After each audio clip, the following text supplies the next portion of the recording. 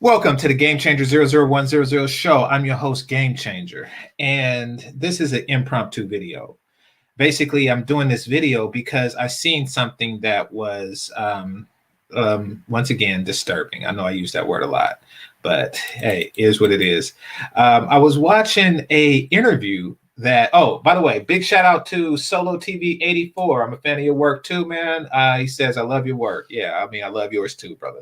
I try to hit you up for some clips from time to time, but your email is behind a paywall. So there's an alternative way to link up with you. Let me know, bro. So, Obsidian was doing an interview with some guy, and he had his views on dating foreign women. Now, no shade. It's not, a person has a right to have their view on what they prefer to do. I think it's a little bizarre for a person to really kind of police the sexual actions of other dudes. All right, one master teacher, man. Come on. Please don't. I appreciate the donations. And I know the two of you have y'all thing back and forth, but I mean, you really just do the 1 cent up thing. Are y'all gonna auction? Don't send me $10.02 Solo TV, man. I appreciate it. I appreciate it. Y'all trip, man. I wish personally, I wish y'all could bury the hatchet. I really do. I mean, because essentially, yeah, y'all pulled me into this tangent. Essentially, what's going on is whether from an outsider's perspective, it seems like she has come between y'all, not in the sense that both of y'all want her, and I'm competing for her and I'm going to dirty Mac on him for her. It's not even about that. It's about her giving information from one person to another to make the other person feel a way about this person. Now, no matter who started it or who bought it to, the public eye or whatnot, that is what's happening. Basically, this is brothers using information that a woman gave them, to alter their perception of that brother and have this back and forth. Maybe I'm wrong, but from an outsider's perspective, that's what it is. So, and that's it. I'm staying completely out of it. Melody Love, I appreciate the super sticker. Okay, so back to the topic at hand. And actually, this is right up your alley, one master teacher, because you're talking about. Oh, hold on, let me get rid of this. Because you're talking about dudes who are throwing shade in the relationship counselor. So basically, this was a relationship counselor, and he's talking about Sosua. He's talking about Sosua, Dominican Republic. Now, for those of you who don't know, who don't travel at all, right?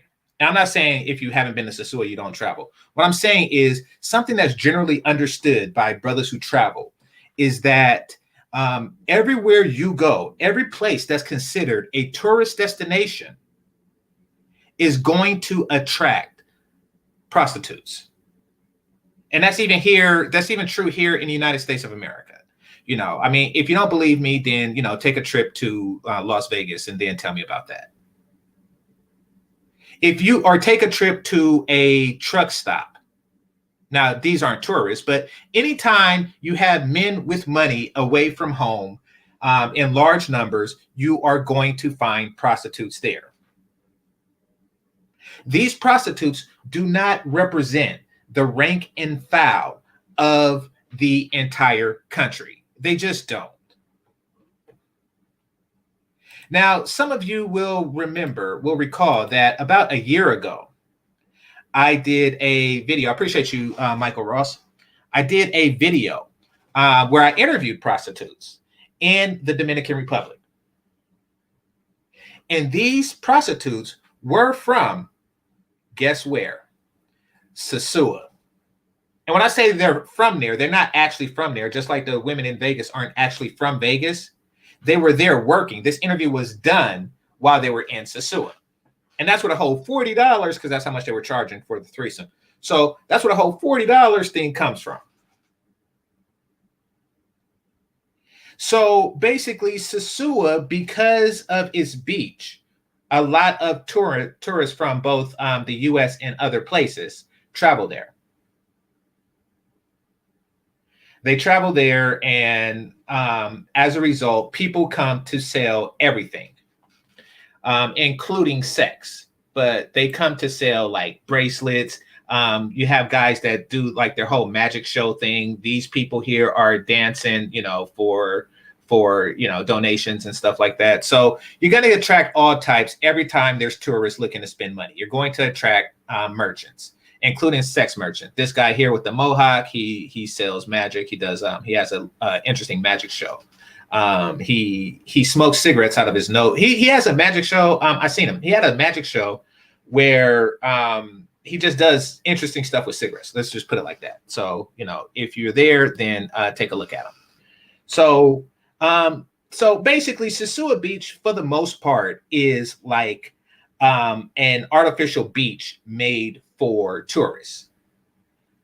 This beach did not occur in nature. It was dug up, construction went into it, and the sand was just piped in. And they made this beach just for the sake of tourists. And it brings money into the local city. One of the things so you see all the regular people just sitting there enjoying their things. And now you see the prostitutes, or what's allegedly a prostitute. But let's just work under the assumption that they are. Now, the person in question said that these women look just like the rank and file, and I'm paraphrasing, but he was saying that these women look just like the rank and file American chick. And I was like, dang, how insulting is that? Like, really stop and think about what you're saying, bro. You're saying that these women who are selling booty are the same as the regular women in the Black community? Are you kidding me? Are you kidding me? Do you know how insulting that is to Black women? To say that, your day-to-day rank and file accountant, or customer service representative, or et cetera, et cetera, et cetera, is the same as a foreign prostitute. Their low is your average. Now, I know what your intention was. Your intention was to say that they're all the same, or that, they have whores too. No one denies that they have whores. I wouldn't use their prostitutes to represent the entirety of their female population by any stretch of the imagination, nor would I say that that's the median or the mean of their female population. These are women who sell sex. Some of them. I'm not saying every woman in this clip is a prostitute, but that is one of the lures for young ladies to go to Sosua Beach. If you go to a tourist destination, and you chances are that's the reason why a young lady would be there. If you're local and you're going to a tourist destination, then chances are that's one of the drivers. That's one of the driving reasons that you're there. So because Sosua is not really a place to live. It is a tourist city. I know because once again I did that interview with the prostitutes from there about a year ago. This is not their regular women. This is not like a regular sample population of a Dominican woman, nor should prostitutes of any population be a representation of any group of women. I would hate for somebody to do that to Black women. I would hate for somebody to pull up a strip from, I don't know, Atlanta, or excuse me, not Atlanta, Atlantic City, or, Nevada, or whatever, and say that, or the Castro district of San Francisco or something like that. I would hate for them to say, this is what African-American women are.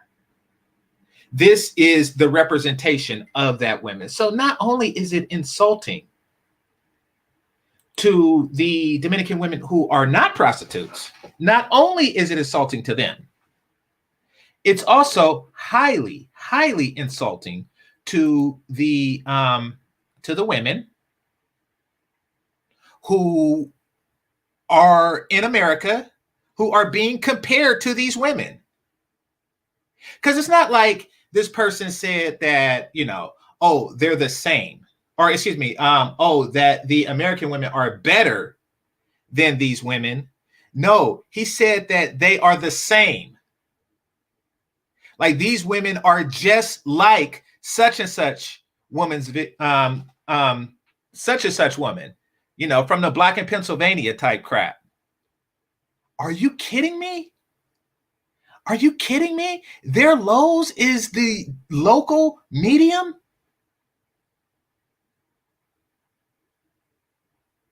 That is twisted. And then the person who went on to say, like, where do you meet the classy women that so many of these brothers are talking about? Well, you can ask myself. You can ask Solo. You can ask 1MT. You can ask these brothers, where do you meet them? And they'll tell you.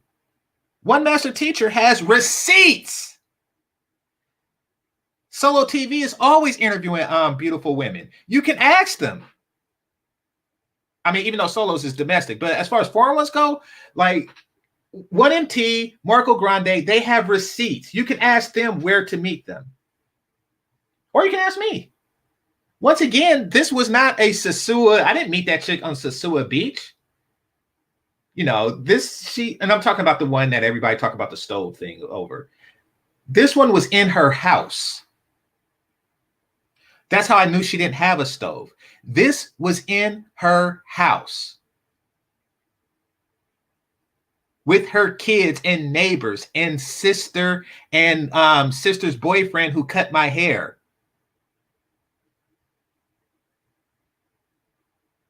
Going to the sister's wedding type deal. That's how you meet them. And no, she is not on Sosua Beach because there is a beach near where she lives, which is 6 hours away from this.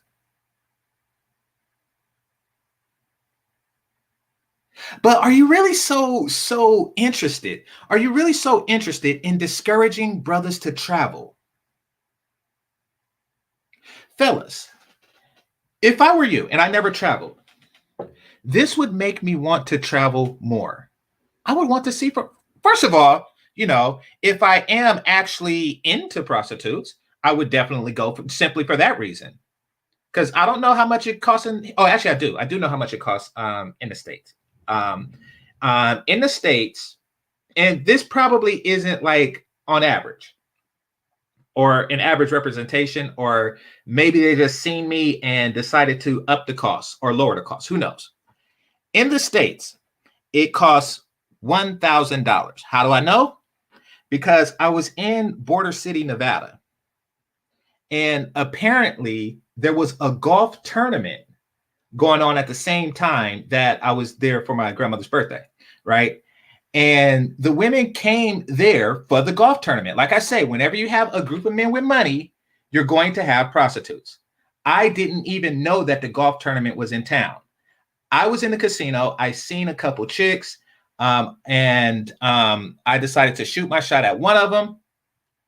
And the other one, who I didn't shoot my shot at, interfered, was hating, and asked me for $2,000. And that was for the two of them. So I'm assuming that one is $1,000. But for her to assume, look, how come you just tell me it's $1,000 for her or $2,000 to have her twice? If I was interested in you, I would be talking to you. No, I was interested in her. Stop trying to throw your vagina in. That's what I was thinking. And we had that whole exchange. Because for one, she was blocking. But for two, I didn't know she was a prostitute. So it's not really blocking. She just stop talking because, you're interfering with me talking to these golf professional dudes, or me being in the purview of these professional golf player type guys, So the moral of the story is it cost $1,000. Maybe because they were special flued in from Florida, they were more expensive, but $1,000 here, $40 there. Anyway, what was my spill on that? Okay, so yeah, if that's what you're into, that's what you're into.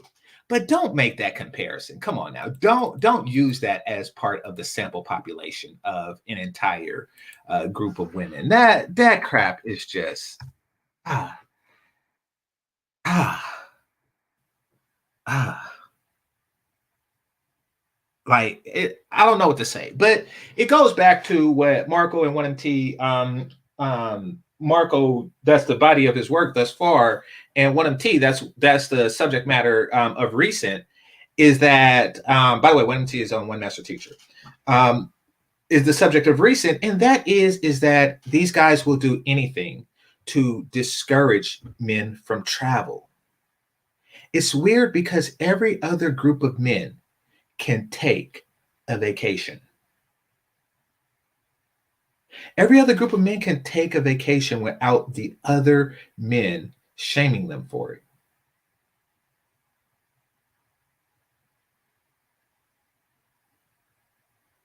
Except ours. Now, I get why there is a pushback for it because travel is really, especially if a guy's looking to spend $40. A guy who's looking to spend $40 internationally or 2,000 pesos internet. Oh, it's funny. 2,000 pesos versus $2,000. That's funny. But a guy who is willing to spend $40 internationally versus, or a guy who's willing to spend $2,000 domestically. One thing is true. One thing that they both have in common is that these guys do not need relationship coaches. They do not need the dating, mating, relating industry at all, which is a threat to the bottom line. It's a threat to know that a person can simply buy what you're selling.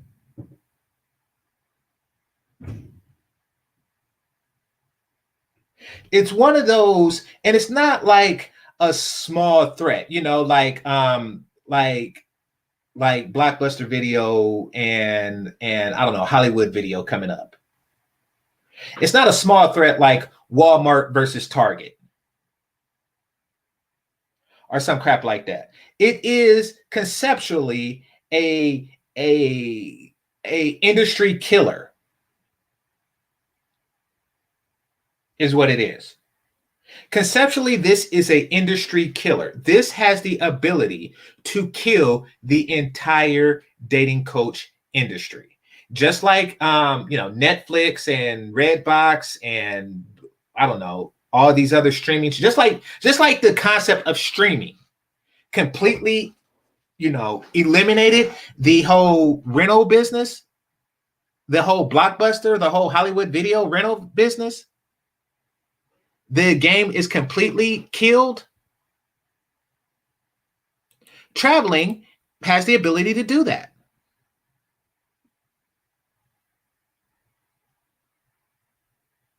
And another thing that the relationship industry professionals, another thing that the relationship industry professionals will never tell you. Marco, hop on because I want to get your take on it. Hold on. So one of the things that these industry, professionals don't really tell you is that what they're doing is they're selling you access to the women that you already had access to.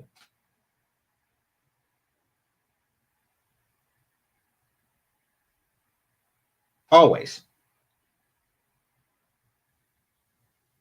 So basically, let's just say you have a woman, and let's not go into a overly ethnic name or anything like that.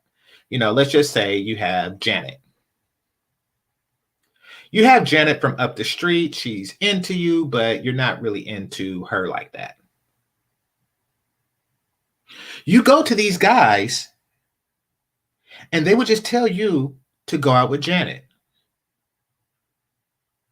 That you do not deserve more than Janet. You are worth only Janet. And whether that's true or not, that's not the case. That's not why you went there. You didn't go there for, just to tell me that, this is my lane, stay in it. You went there to figure out how to get at Miss Jackson or Miss Parker or someone else. But generally speaking, just a different type of woman that you have trouble cracking into. Essentially, what you're trying to do is get into the lane that is more consistent with the women that you're interested in.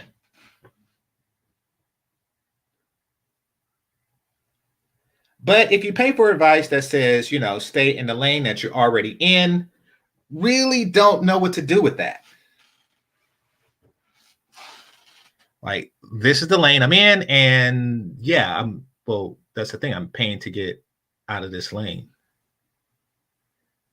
It's kind of like if you pay a career professional and you ask them, how do I don't know, get a promotion?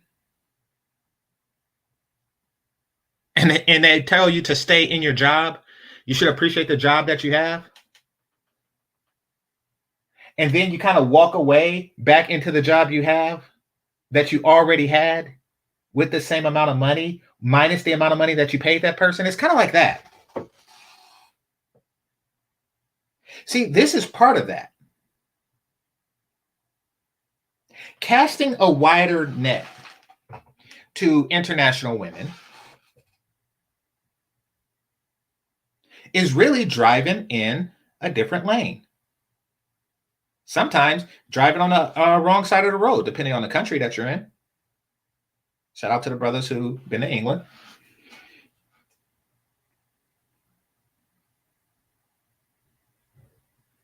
But they don't want that for you.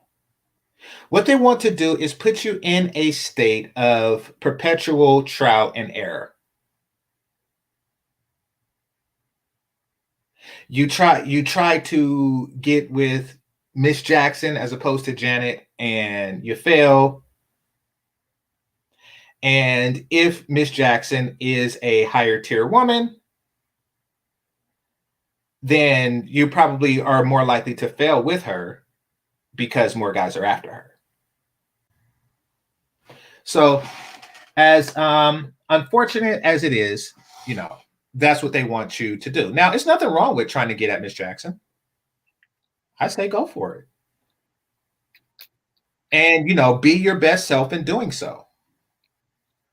And all I'm saying is, all anyone is saying who travels is that there's far more Miss Jacksons per capita internationally than there are domestically. Therefore, your odds are far greater. And we're not talking prostitutes here.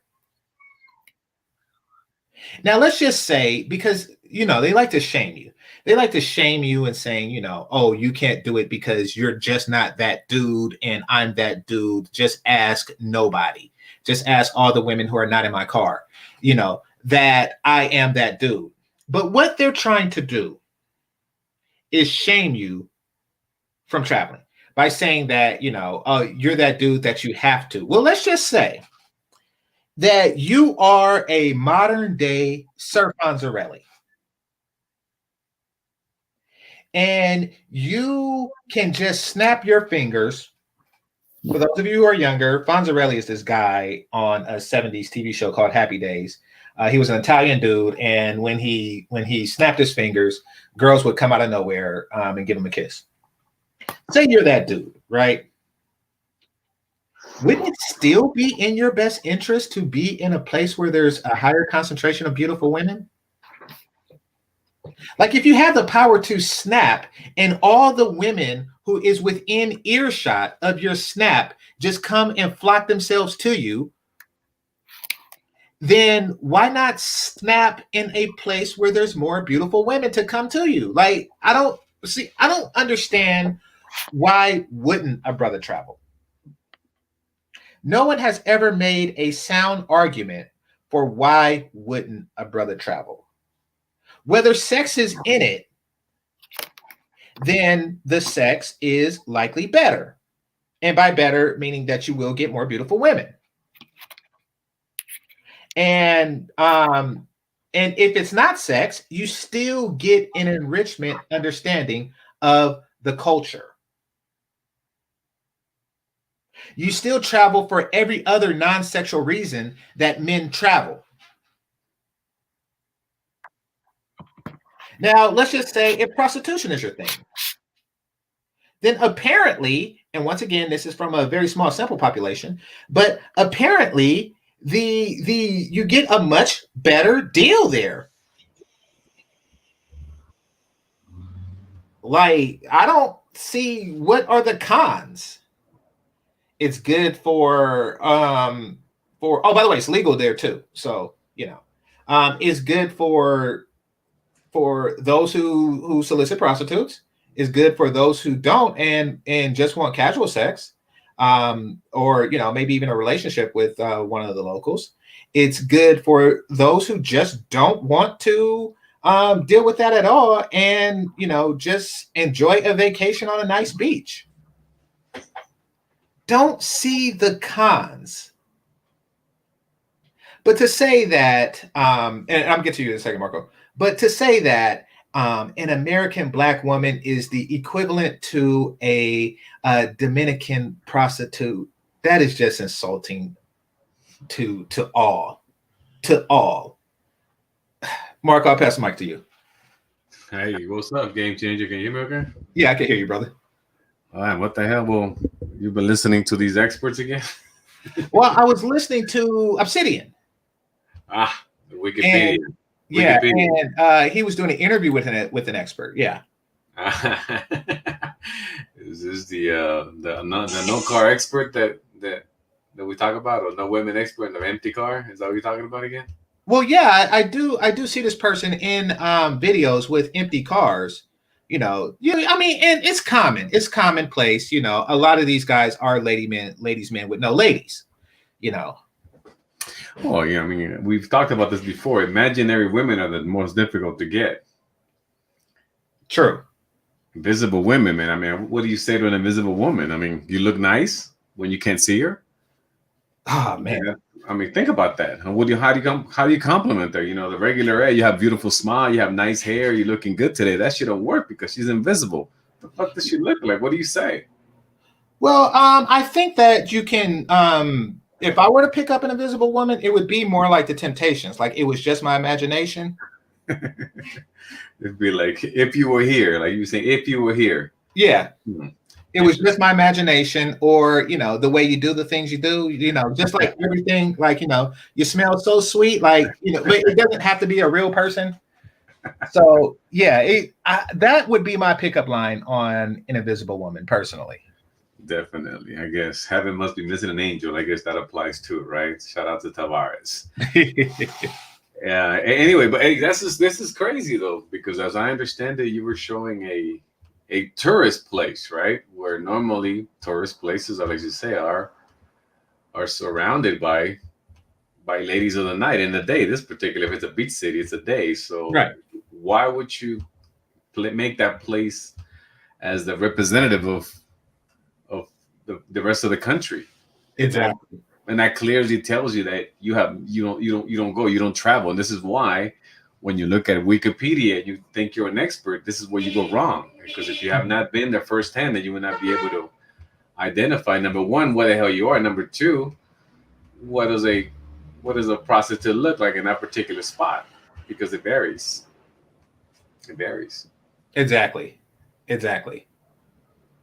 I mean, to just look at a woman and say, she's a prostitute and she looks like our regular women. I was just like dumbfounded, like, oh wow, oh wow. I mean, that's an indictment on everybody with that one. Well, I don't know. I mean, because I know you were looking at it as I'm looking at it the other side. I don't know. I mean, I've walked in Philly, and I walked in many cities, and the holes are bigger.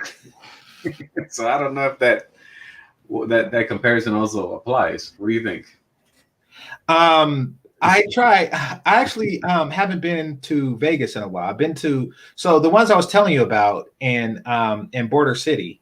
You're from California. You know about Border City, Nevada, right? That's Yeah, where I people do. go I skiing do. from. Yeah. So and they have the place. So for those of you who don't know, Border City is just that. It borders California and Nevada. So the state line runs through it. So like on one side of the city, the sales tax is one thing, and on the other side of the city, the sales tax is another. It's kind of funny that way.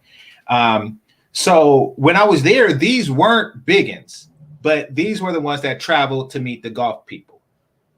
So, but have I been to like Vegas and walked down the strip or something like that? No, I haven't. So I don't really know like much about what the American prostitutes looks like besides that one that sells her sex on escort fish. Outside of that, I don't really know what they look like. Well, I was in LA last, 2 days ago or yesterday, whatever the hell it was, and the holes were fatter.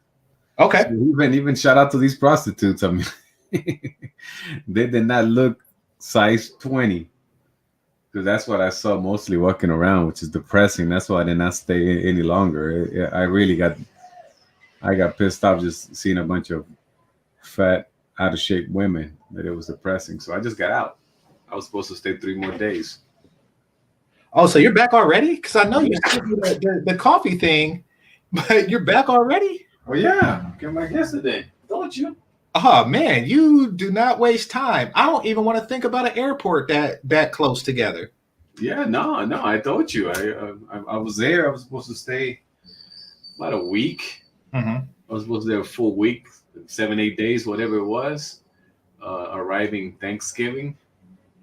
But I get bored easily, and I also it's very depressing just driving around the streets that I grew up in, just with a bunch of tents. Mm-hmm. It's depressing.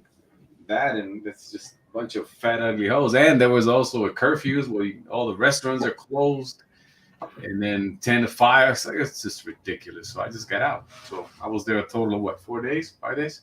I was there. Oh man. That's all I could take. Hey, a quick aside. My partner was planning on traveling to Colombia probably sometime early next year. I told him about my Dominican tricks. Excuse me, my Dominican trip, and he wanted to know what are the restrictions like there.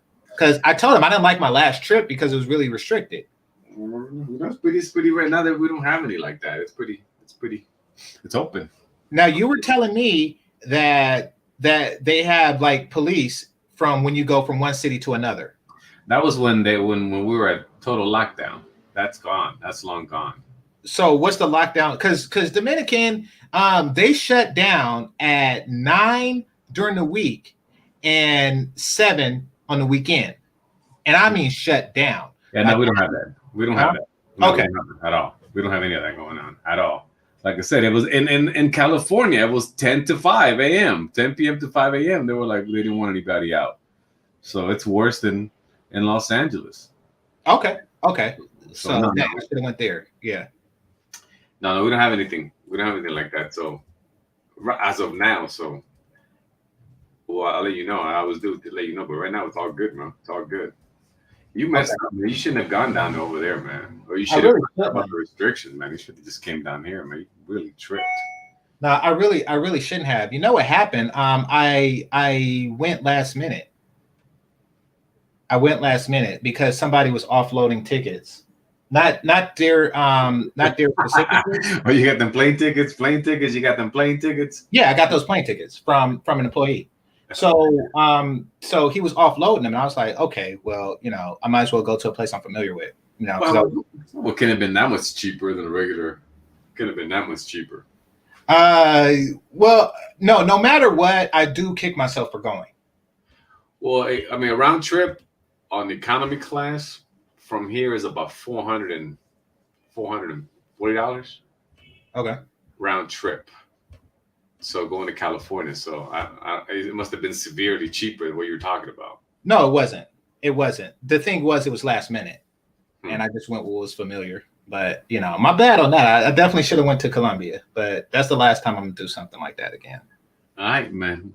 Yeah, but stop listening to these fools, man. I thought, it's this and listening to the old ladies, man. Stop it, bro. They have nothing interesting to say. They'll never change. And these dudes, I mean, since they're not familiar with things, they're only going to speak bullshit. Well, it's really more who they're speaking to. Right. Like they're speaking to some people who probably will say that and say, this is what, the regular rank and file, because basically he was passing it off as if some men were calling the women who are prostitutes classy women. Ah, okay. Gotcha. That's what he was saying. Gotcha. And so, but if he would have had any type of knowledge, they would have been like, well, no, actually, I've been there in this particular spot. He would have said pretty much what you said. Yeah. What we were looking at on the video, not saying what was said according to what you said. No, it wasn't. But you see, I didn't want that to be the standing thing because he was passing these off as the representation of class in the Dominican. Man, so I'm giving a counter like, no, these women are, in a tourist area, likely looking for, and I'm not going to say, that they are, but they're likely looking for tourist dollars or tourist pesos. Sure. Right? I mean, I've never been to that particular beach, but just looking at it, I can tell, and I'm sure you've been there. So I mean, from what you showed, that's what it is. I mean, it's very clear. I mean, it's not a mystery, man. Yeah. And very touristy place. Even here, even here, if we go to the tourist spot, that's why I don't like going to the tourist spots here, because literally you see a bunch of streetwalkers. Or even if you go to the hotels in Panama City or even Vegas, where you go chill at the bar, chicks hit you up. Hey, so you here? Are you here for a convention? Yeah, that's the opening line. So normally when you're at tourist spots, that's what you're gonna have. So yeah, it's pretty much their job to know where men with disposable income congregate. Right. So, and if you are a man with a disposable income and you find yourself, amongst people like yourself, they're going to come.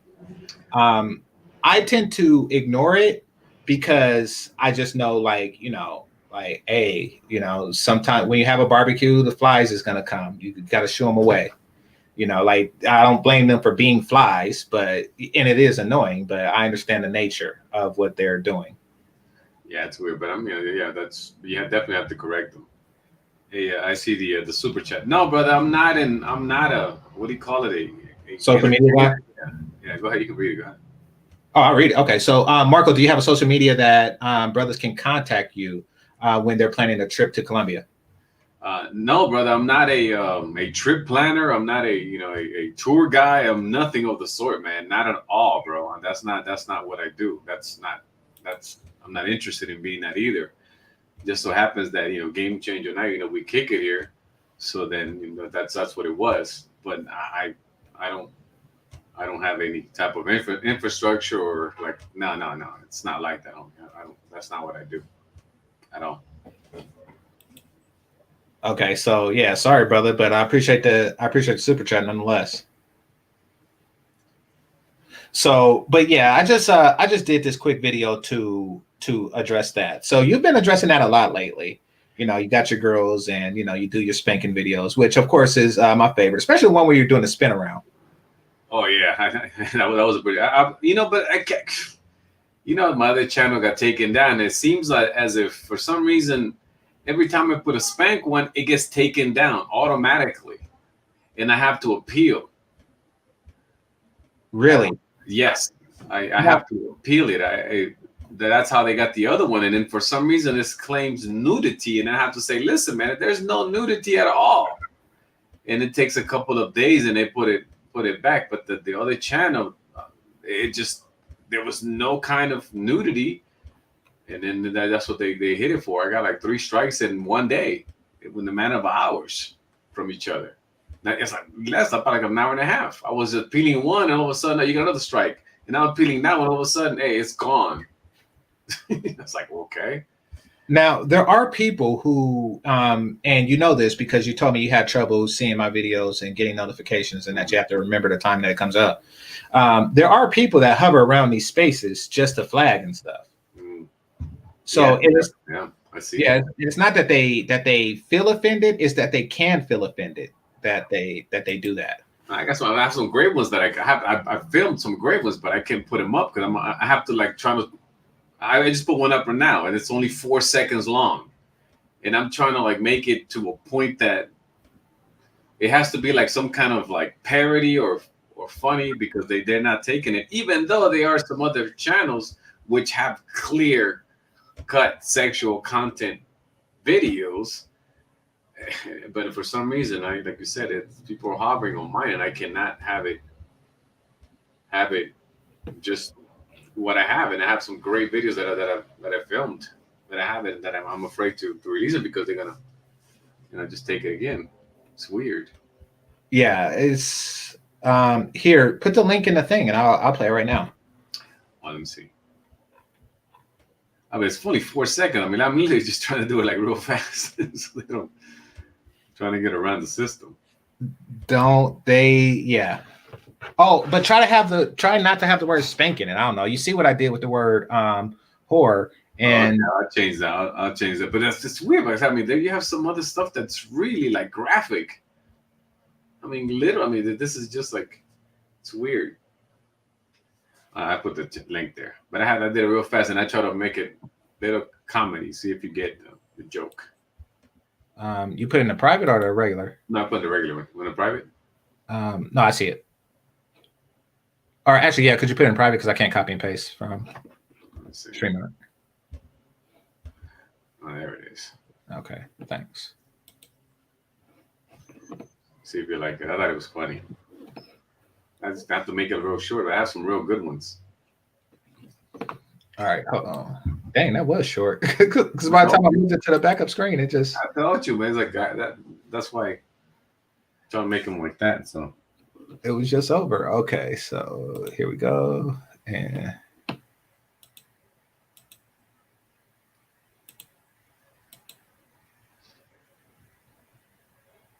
okay, I appreciate you, Jermaine.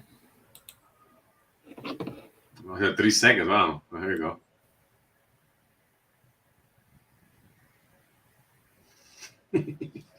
All right. Batman sounds pal. That's what I had to put in Batman. Hopefully, I don't get messed up. Yeah. I mean, well, now it's here too. So, if that's the problem, then I wouldn't worry about that. Weird.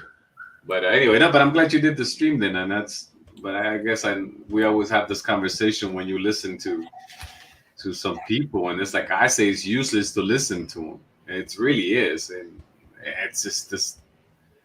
It's not going to change, and even when you show them that they're wrong, it doesn't really matter. It's just a waste of time because they just deflect and change the conversation, and the people that want to believe them will believe them. So really, what's the point? Well, the point for me is that I want to get ahead of the arguments, if so I can have a counter argument. So I don't want somebody coming to my space and like saying, "Oh, I seen a video with some Dominican girls and they were just like the American ones." I don't want to hear that, because now I know that you actually seen a video with Dominican prostitutes. And if you're saying that they were just like American women, then you're basically saying American women are, ... So that's what I want to stay ahead of that. Because they're just exchanging notes, and what I found is that they're really coming with the same arguments. Mm-hmm. Mm. But why be so against travel? I don't get it. I mean, imagine if someone at a young age, because you're international, very young. Imagine if someone did that to you and actually was effective. Imagine how your life would have been impacted. Yeah. It's like you said, they try to. Yeah, it's weird how they encourage people not to do it. We talked about this. I don't understand it. I don't understand it. And and then it seems like also because a lot of them say, well, I've traveled before, and all of them, it has to be with, I guess, being in the service and the armed forces. Shout out to all the veterans. Mm-hmm. But it seems as if a lot of the time they equate that to a travel for pleasure. It seems as if sometimes when you're somewhere stationed, whatever, you're limited to what you can do. But then it seems totally different when you do it in a whole other context, in a whole other mindset. Mm-hmm. And of course, I mean, again, if you're close to a base, or if you're close to someone like that, that the type of people that you're going to interact with are just not the people that you normally would if you weren't in those type of places. It's True. it's weird. So it's a big. It's not as simple as that, but it's definitely. I hear him speaking of from a place that's not very very, I guess, informative or cultured. Right. Well, and this isn't just to travel. This doesn't just apply to traveling brothers. If somebody is telling you that something is bad and to not do it, um, then chances are it might not be as bad as they're saying, especially if they're not doing it. For example, like people who are atheists, right? They say that, listen, if you want to become an atheist, then read the Bible. They're telling you to go into the religion to find out that it's not for you. If these people were to say travel to find out that travel is not right for you, Yeah. then I would understand. If they were to say go to Colombia to find out that going to Colombia is not right for you, then I would understand it. Mm-hmm. But they're not really saying that. They're saying don't go, you know. Because I've heard. Don't go Yeah, because I've exactly. heard. Yeah. Or because I think or I feel. Exactly. And any of the arguments that are made on behalf of that can just be, um, disproven just by taking a quick trip. Like Marco says, $440. So just take a quick trip and say, like, okay, they say that the women are the same. They're not, or maybe they are. Who knows? You got to go. And don't go to tourist spots. Don't go to the red light district. That's so stupid. Yeah. I mean, it's really idiotic. I mean, you're going to go somewhere and then you're going to go to the red light district. Well, what do you expect? Well, What okay. could you possibly see? Here's what I'll say on that. The tourists in the red light district, et cetera, et cetera, et cetera. And this is why I try to kind of, I creep on that because men generally aren't going to tourist spots or red light districts. Red light districts are coming to them. Right. So you're saying don't go to the areas that men frequent. So say don't go to that area, come to this one, and then men start coming to that one, and then the red light district just moves to there. That's how it's going to happen. I feel what you're saying, and I feel what you're saying, but it's very marked. Like it's very clear and defined. Right. It's very clear and defined. Like for example, when I was in Bangkok, okay, I did not go near the red light district, not even near it, because you know what it is, and if you go there, and what do you expect to see? Oh, look at all these! Well, I mean, that's so stupid. There were so many. It's so big. Bangkok is huge. Mm-hmm. I mean, it's huge. You can go to so many other places, or even in the Philippines, in Manila. I mean, it's huge. Or you can go to Pampanga. You can go to 100 Islands. I mean, it's just there's so many other places that you can go within the country, within the city, that you will not be exposed to that hardly.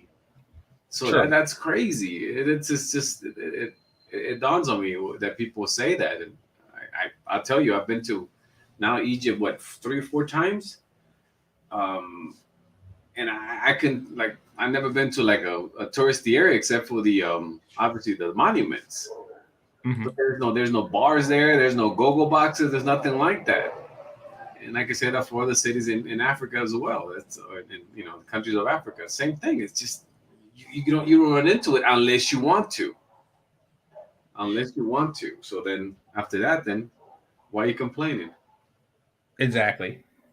A lot of brothers do feel safe in the tourist areas. I told you about my trip to Brazil and how touristy it was. There was actually no prostitutes, but I think because of Carnival, the authorities probably do something to like shoo them away or something like that. Mm-hmm. But I don't like touristy trips either, so I understand that. But I think a lot of brothers don't feel comfortable just being in, with locals. being in a foreign setting with locals where they don't have like tourist police. You should, man. Nah, it's not like, I mean, you should. I mean, you should. And it's not, I mean, especially if you happen to blend in the country, you should have no issues. Mm-hmm. I mean, it's just crazy. I think that's I don't know, it's a weird way of thinking. But I can tell you that I've been to places where I don't blend in, and then the issues are zero, none. Not even an altercation, a bad look, nothing like that. You know, if you carry yourself in a certain manner, and of course you go to places that are worthwhile. But if you're, like you said, but if you're slumming it, or if you go into, you know, like to places that are jacked up, like if you come to downtown Los Angeles and you go back to, you know, near Skid Row, then okay, then that's crazy. You're gonna see that. Mm-hmm. But that's why I always say that if you go to the touristy spot, I think that you really miss out on the actual country. You really do. Yeah. Yeah, no, I feel you. And yeah, that's why I like to go. I mean, when you go other places, you're really going, I mean, for me, you're going for other people and, you know, their culture, et cetera, et cetera, et cetera. And, you know, sex is part of everybody's culture. So if you're going with that, if you're going for that, it doesn't really take away from that. Yeah, but here's a newsflash. People also have sex in non-touristy areas. Yeah. I mean, newsflash, if there's a mall or there's a restaurant way on the other side of town, well, guess what? Those women also like sex. Now, here's what I notice with the Latin countries, and this is just an aside. I don't know if you want to call it smarter or whatnot, or what have you, but unless they meet you online and you built a rapport somehow prior to going there, they are apprehensive about sleeping with tourists. Well, okay, there's two types. There's the ones that you meet online, and then there's the ones that approach you on the streets. And I'm not talking about the prostitutes. I'm talking about like not in the tourist areas, just the ones who approach you on the streets. But here's the problem I have. Here's where I get my most rejections, and you will get rejected, internationally too, just not at the same rate. But here's where I get my most rejections. They are apprehensive about sleeping with men who are on vacation. Tell me if it's true in Colombia. There is a huge negative stigma around that with those women. Like, because basically the Asian women seem to be under the impression, or they're willing to embrace the possibility that this could be a relationship and this could go somewhere. Where the Latin women are just like, this is not a relationship. This is not going to go anywhere. I'm going to have sex with this guy for sexual pleasure, and that would be a bad look on me. I don't know if I agree with you completely. Well, you live there. Well, no, but I'm saying as I was, and I think that Trey just put it there. I think that the language has a lot to do with it. Mm-hmm. I think the language barrier, it has to do, but because before I lived here, I was a tourist, mm-hmm. and all the other 30, 40 countries that speak Spanish that I've been, I don't even know how many they are. Every single one of them, I don't live there either, and all the other 70 countries that I've been in, I don't live there. Yet I've had sex in probably 80% of them, except for the real Orthodox ones. Mm-hmm. Language has been the only challenge that I've had, but not the fact that I don't live there or that I am a tourist. That has not been an issue for me like that. I don't know if that's me or what, but I'm sure probably other people will tell you their experience. But no, I can tell you that I don't see that. I never had a conversation with somebody tell me, listen, you're a tourist, therefore I will not have sex with you. You have to reside here. I haven't had that conversation. Okay, so here's I had that conversation once, and maybe I'm projecting that on other situations where, and it could have been the language, but I mean, language is how they identify me as a tourist. especially in a place where, you know, like you say, you could blend in more. Language is how they identify me as a tourist. So I'm assuming that is what they're thinking. But I only had that conversation once with Chica. Yeah, no, I think what I was saying by language is that, of course, they're gonna know you're a foreigner. You're not from there, but you're speaking. But I think that sometimes if you don't speak the language, or sometimes if you don't know the customs as well, I think that's also weird. I mean, there is things as a sense of humor and customs that if you approach it the way that we do as Americans, it will not translate well. If that makes sense. Yeah, so that may be a thing. But as far as you saying that, I just never had it, and I'm talking about not just Spanish speaking countries. That I have not had that issue with. They say, "Well, how long are you gonna be here? 3 days? Oh, I'm sorry, I can't have sex with you. If you're 3 years, then I would. Nah, I haven't had that." Okay, that happened to me once. Maybe I'm just putting that off on other chicks. I appreciate the super sticker, Ike. Appreciate you. And Sick Lid, appreciate the super chat. You say, what's the first part? Marco, you there? Okay, he's gone. But did I go mute? Oh, is that the name of a city or something? Did I go mute? You were out for a second. Oh wow. Okay. Yeah. But what's this first part? Is that a city or something? Dedeus? Dedeus? Yeah, that's the city of God. Oh, city of God. Yeah, I could tell the Deus, but okay. Mm-hmm. All right. So don't go there. Even Marco is out of place. No, yeah, that is crazy. I've been to some crazy places too, man. I tell you. Yeah. But yeah, that's not. Yeah, that's. Yeah, but definitely some places you just don't want to go anyway. It's just nothing. It's nothing there for you. So the language thing, because brothers are talking about that, I think that's another reason why it's more difficult for people to go off of the beaten path, because you don't want to be lost. You don't want to be a lost person, unable to speak the language, and just wound up. Yeah, and I feel that. Like I said, I understand why somebody would say that, and I, of course, but that's never been a thing for me. I just never cared. Mm-hmm. I mean, I've been to places where I have no idea. I have no language skills. In other places that I've been, all over 100+ countries, I make it a thing to try to learn hello, thank you, good morning, stuff like that. But I forgot most of them. Mm-hmm. And it's something where I forget. So I don't know. But definitely, if it's just give it a shot. I mean, I guess when we come over here, we'll give it a shot. Exactly. We'll give it a shot. Well, you'll meet somebody, and it's not going to be somebody that I'll introduce you to, because then that'll be like, oh, well, she knew you, so that's different. But we'll just meet somebody. Like what we did is when we freestyled it when I was hanging out with TNT, we would freestyle it when we were at this restaurant, and we just started talking to the waitress, and then it ended up kicking it with her later on. Mm-hmm. So do something like that.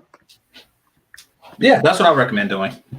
Yeah, and then you see, but I not at one point did you say, hey, wait a minute, how long is he gonna be here? How long are you guys there for? That wasn't it.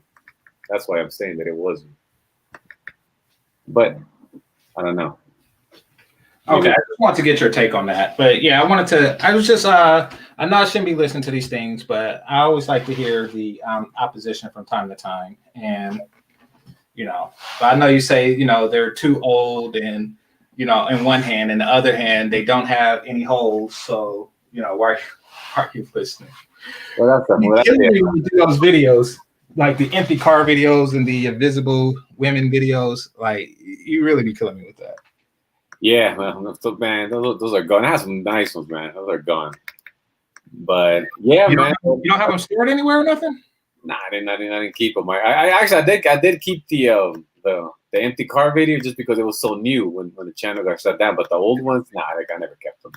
Ah, those are my favorites. So you don't have the ones where they're like police. Oh man. No, I threw those away, man. I erased them. They're gone forever, man. They're gone forever. The police, they're gone. Man, they're gone, man. So we'll do better. Some other ones. Okay. Those are fun. No, but I did have the empty car one. It's there. You can check that one out if you want. But yeah, but man, as soon as you come, man. I mean, as soon as you can, take a trip, man. Take a trip. I mean, I feel for you.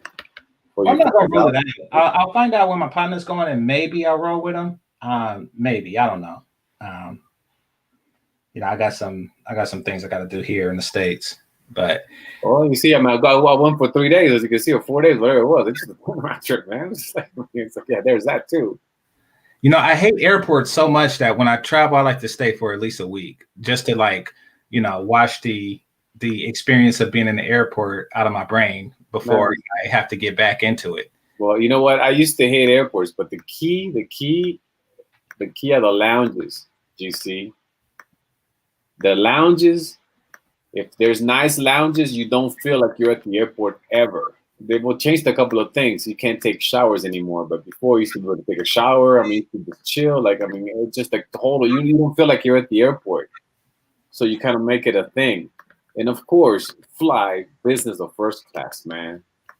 That just changed the whole aspect of flying and traveling. Mm-hmm. I mean, it's a complete different experience. So when you're at the lounge, you don't feel like you're at the airport. You forgot that you have a flight. You forget that you have a flight because you're entertained. You're there. You're eating good food, and you're just kicking it. They're real comfortable. And then they have to remind you, sorry, your flight's boarding. Okay, thanks. And then you get right onto a plane, and you don't have to wait. You go right first, because you're bored. And then you sit down, and it's the experience is totally different. And I hear you because I see those people in those lines. I mean, just like lining up like cattle. And then they're in the back looking uncomfortable. It's a horrible feeling, man. And of course, I used to. That's me. I'm the cattle. Yeah, so that's why, man. That experience sucks. So that's what I mean. You have to change the way you travel. You have to change it. You have to say the lounge. You get there, whatever, an hour, 2 hours late before you go to the lounge. You kick it, you relax, you unwind. Then they let you know, sir, you're boarding. Okay, then you rock right to the plane. Boom, you board. You don't even make that stupid line. Mm-hmm. And you sit down, and then before you know it, when the whole cattle's coming in, you're sipping on champagne or wine or water, whatever the hell you want. So it doesn't feel like anything. That's really what it's about. So, but I hear you. It would be a horrible experience if you're traveling with the cattle. So don't do it. Okay. I don't know how much it even costs, to be honest with you, but because I've never flown first class. So I will probably have to check it out. Yeah, try it. I've been told that I'm too cheap. I mean, you and me, we were talking before about why was I arguing with him over 66 cents and stuff like that. So, I do have to work on that. Oh, you have to. I guess you have to put it into perspective, right? I mean, yeah, there's some things that I will not overpay for. I think we all have that. But there's some things that you can't try to cheapen, like comfort, and then also the nourishment of your body. Like there's certain things I just don't miss. Like I could skip. I'm not gonna buy a shirt that says $100 when I could have one that says $10.15 if I feel that, of course, it's not gonna give me a rash. Like I don't care what the whole label says, but as far as what you put into your body or the comfort level of your well-being, we're talking to Blaze about this. He's flying all the way to Istanbul in economy, man. You're killing your back. I mean, I'd rather spend the extra, whatever, $400 or $500 on the next class and just be completely comfortable. So you rested and you don't have any neck braces. I mean, so that's how I look at it. There's certain things when it comes to my body, my internal and my health. I don't take shortcuts around that ever. Mm-hmm. That's you have to choose, but definitely you just try it and you'll see the experience, and then it'll make it more fun. Okay. I don't want to get off the plane and be like, dang, I could have kept that extra, half a ticket or whatever. Somebody says 2 to 5 times, the price of economy. Not necessarily, because on this particular flight that I just took, I told you that the economy was $450, the business class, which in this particular plane on had business, didn't have like first, but it's very, I mean, the nice comfortable chairs where you lay down and the whole thing, it's a bed. On American Airlines, it was $900. So it was only twice as much. Yeah, you said 2 to 5 times. Yeah, so that's about right. Yeah, it's well, 5 sounds like wow, you know. Yeah, that's probably like an extreme case. Yeah, but no, definitely. But I say even, I mean, if like I can't fly economy. Once you've done it, you can't, because it's not worth it. Any flight that's more than 2 hours, forget it, man. Forget it. You're killing yourself. Do they ship crying babies in first class? Well, yeah, I mean, it's they have them, but I mean, they give you the noise canceling headphones, so you don't hear a damn thing. So they could be butchering pigs and you don't hear it. Okay, so that's why they got the curtain, so cattle don't see what's going on, or else it'll be like a riot to the front. Yeah, but it's horrible, man. Yeah, but it's just horrible. Anyway, but I don't want to get up to such. But anyway, going back to your non-experts, man, that don't go and just speak of places because they seen a couple of YouTube videos. Like we're talking, I mean, you look in Wikipedia, now you're an expert. You're a dumb person if you do that. If you're gonna become an expert on reading Wikipedia or looking at a couple of YouTube videos, I mean, really, I mean, that's sad. It speaks of you and not whatever people you want to bring down or whatever people you want to misinform. It speaks on you, that you are the ignorant one. And instead of actually learning from experience, you just dismiss it as, an instant negative. So no, I mean, I'm definitely with you on that. So this is for the people who, were considering traveling, but, they feel that one country is the same as another. I want y'all to see this. The people who do travel and the people who do live abroad, actually have good things to say about it. Whether they travel for vacation or like Marco and 1MT, they actually live in other countries and have traveled to many countries. All positives. That's why they continue to do it. The people who don't seem to have negatives on it. Well, it's the same thing as if I were to travel, like you said, if I were to travel to, let's say, Los Angeles, I would be a tourist in Los Angeles, and I don't know Los Angeles. I have no idea. I've never been. If I choose to go to the areas where, I guess, we were before we see, with the process that we know where they hang out in, well, then guess what? Guess what I'm going to see? Oh, yeah, man, I went to LA, man, and it's all prostitutes. It's all homeless people walking around. That's crazy. Yeah. I mean, that's nuts. Yeah. I mean, before they used to have them on whatever, Sunset Boulevard and Hollywood Boulevard. That's so you know where the hookers were walking. That's the tracks. Mm-hmm. So if you're going to go there, then what do you expect? I mean, and that's where it's so silly. In any city, you can go there. Like you said, I mean, you mentioned, the Castro district. Does that mean that San Francisco is just that way? No, it has a lot of different layers. Exactly. And it shows the intention of people who say stuff like that. Yeah, so, it shows that they intend to paint them by the worst element. And I'm not saying that, a woman, especially if you're in a poor country looking to make $1.40, is particularly bad. But I'm just saying that should not be the representation of femininity of any place. Just shouldn't. Well, I mean, newsflash. I mean, there's prostitutes all over the world. Yeah, exactly. Here, included. Yeah. I mean, I one time we were talking to some dudes like, hey, they're $10 whores. Yeah, well, there's $10 whores and $5 rock whores in Los Angeles and in New York, mm-hmm. in Atlanta. So I mean, what are you trying to say? I mean, there's low down people all over the world. That is another thing, though. That's something else that even he inadvertently highlighted in the thing is that these women didn't seem addicted to a narcotic. Like they were whores, not crack whores. I don't know, just pointing out. I'm pretty sure that there's a difference, because there's a difference between a regular woman who smokes crack and a, regular woman who don't. So, yeah. Yeah, there's also high-end escorts and there's also streetwalkers. I mean, okay, now what? I mean, it's really silly. It's a silly proposition for for people to speak on things. Not only for people to speak on things that have limited knowledge. It's sad. So DJ Nav, I want to respond to this right quick. It says, be under the plan with the bags trying to save money. Yeah, I do. I will admit, and I got a theory on where this comes from. You know, growing up, I didn't overspend on shoes and rims and stupid crap like that, because I always associated that with Nagaga shit. I was like, look, this is some Nagaga stuff. I'm not with it. Spending money unnecessarily is not going to be my thing. So I do avoid spending unless I receive a direct, functional, tangible benefit. And I think I took that into adulthood, and also I grew up very poor, so you learn to have a different appreciation for money for that reason as well. So I did take that to adulthood, but I do see that, you know, that it's not a good thing. I need to, like Marco was suggesting, treat myself better sometimes.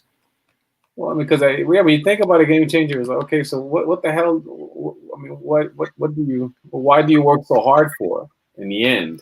Yeah, and there's things like that. There's things, of course, you don't want to overpay. You don't want to just, you know, have to be a part of a club to belong. I got that. I believe I understand that. I think that we spoke about that before. But there are things, man, that you have to.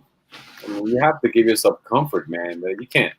That has, like, really, there's a time and a place for everything, man. And then we've all struggled sometimes. But damn it, I mean, you have to say, okay, cool.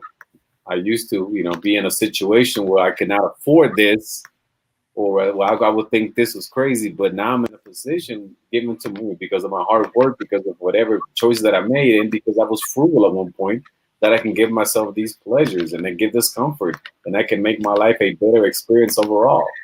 Mm-hmm. When I do, because in the end, I mean, hey, bro, I mean, I would say we can't take everything with us, man. We just can't. True. And I do think, like you, like there's a lot of places that I could stay here where I live. Like there's fancier, what do you call apartments, and stuff like that, which I could get and pay 3-4 times more. But I weigh it in like, okay, well I could, but then that's not really like gonna give that much comfort. It's just like just being part of a club or belong. It's not any more comfortable. And that's what I asked myself in first class. Do the difference in comfort justify the difference in cost? Oh, most definitely. I asked myself before making decisions like that. Yeah, and, you know, not having flown it, I would probably say no. And once again, this is coming from a not having flown first class perspective. Not having flown it, because like say a person makes, and I'm not going to put my salary out there, but let's just to make it even, say $100 an hour, right? And would it be just to pay for a 3-hour flight more than you made for the time of flying? Mm-hmm. Basically, because you know you make $300 in that 3 hours, but you're spending more than you make for comfort in that time period. Yeah, a difference in comfort. So I look at things like that, you know. Well, no, I would say that's what I would say, but also another thing that you have to look at, and this is another thing when you talk about business class and first class, of course, you also have to look at the type of aircraft. I'll give an example. The one that I flew yesterday from Los Angeles to Miami, it's a 777. Mm-hmm. Now that is the one that actually has in the business class and first class, where it actually has a bed. It's there you can lay down flat. Mm-hmm. You have your own little station, pretty much. You're like flying by yourself. Now there was others with that business. The one that I took down from Miami, that is, I believe, is a 320. They call it a 320 or a 767. I can't remember which one it was. But that one, the seat does not go big. It does not go way back. You don't lay down. All of a sudden, it just like leans back a little bit. It's just bigger. So if you were to ask me, would you pay 2 or 5 times for that one? I'd be like, no, not for that one, because there's no comfort, and it says only a 2.5-hour flight. No, I would not. But the one flying across Los Angeles, you know, I mean, the country 5-6 hours and totally laying down. Mm-hmm. Yeah, I'll do that for sure. Yeah, 5-6 hours. Yeah, like if I go back to the Pacific Islands, I probably would definitely fly first class because there's a long flight. You stop off in China anyway. Yeah. And I don't wish to be uncomfortable for that long. So yeah, I think you sold me on it. Because Dominican is far from California. It's far, man. I'm sure. What did you stop in Miami, or did you connect in Miami or New York? Yeah, I did. So yeah, that's 5.5 hours, man, all the way to Miami. Yeah, there's a short hop from there. Same as from here to Miami. It's a short hop, but yeah, that whole cross country, man. I mean, that's. Just try it in. Just make sure you look at the aircraft, because if it's the one does not have the business seats that go flat like a bed, it's not worth it. It's not really worth it like that. Okay, so I'll do better because I think my whole trip was bad because I chose DR over Colombia because it was last minute and I just made a rush decision. So for that reason, and I just shouldn't have did that. So so thinking with my wallet does hinder me sometimes. I will attest to that. Yeah, I mean, a lot of times it does. I mean, because you don't think about, you just think of what you pay, but then sometimes you don't think of what it costs you. And it's happened to all of us. I mean, you stay somewhere and perhaps some of your shit's missing. I know one time that I stayed at a place and then they stole my stereo. And you're like, man, I saved $10 a night, but yeah. I was like, damn it. I was like, man, I could have just stayed, with the nice underground parking structure. But now I'm gonna stay at this one. Then boom, they busted the window. Like, damn it. It was a rented car and I mean all that, but still, like, man, it was jacked up. But, all right. You sold me. I'm gonna step up my travel experience. First thing is better hotels. I'm going to get the ones with baths in it, not just stand-up showers. That's a good thing when I travel domestically. It's a world of difference having a tub than no tub. And also look into the lounges. Like I said, if you have I don't know which credit card you have, but there's some credit card, like you have the Platinum American Express, they give you a membership to the what they call the Priority Pass. Oh, okay. So you can stay you can go in. The Priority Pass, they're all over the world, just about every airport. So you didn't have to have a business class seat to go in there, but you have the card, you have the membership because you have that card. So it just having access to the lounges, to their airline lounges, that makes the biggest difference because one, you don't have to spend money getting food at the airport. And I said, and you can just be comfortable. Like before, we used to be able to shower. If you have an overnight flight or whatever, you still have to go shower and then come out refreshed. And you never pay for meals. You don't pay for booze. I mean, those are the things that a lot of times you spend money on at the airport. You go get you a sandwich or a piece of pizza and you spend $10-12. At the lounge, you can eat for anything you want or as much as you want, pretty much. So. Okay, so Cichlid says most airlines give free or heavy discount first class upgrades if they have seats. Ask always. Okay. Yeah, they do. Yeah, he's right. He's right. You do, and then they do. You ask if they have it, and or also if there's some that let you offer before the flight. You can offer. So you just walk up to the ticket agent and say, "Hey, I'll pay extra for." Okay.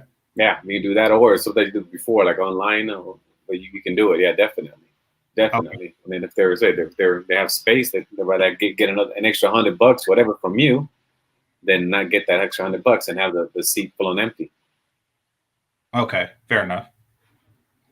All right, and Primetime VA says, I appreciate the $5 super chat. It says their logic is that every foreign chick is a streetwalker and poor just because they're foreign, and that's that. I don't know what to say because these are the same group of people. When it's the men, these are the men who say don't judge them based on their circumstances or don't make blanket judgment of their women. They're talking about Black American women. And then the women themselves will say, don't make blanket judgment on us, judge us individually when they talk about themselves, particularly dark-skinned American women.